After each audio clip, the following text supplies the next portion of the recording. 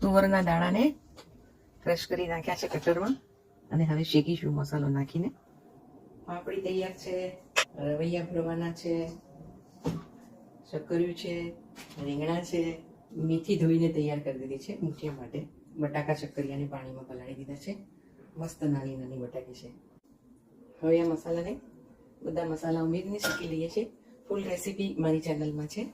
મૂઠિયા તળાઈ રહ્યા છે, ઊંધી પણ થઈ રહ્યું છે.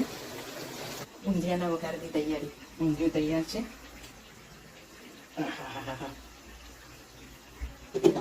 હવે આ વધેલો મસાલો ઉમેરી દઈએ.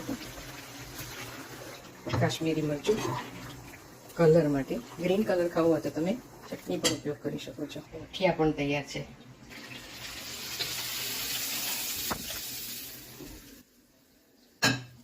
મસ્ત ઊંધિયું તૈયાર છે. જો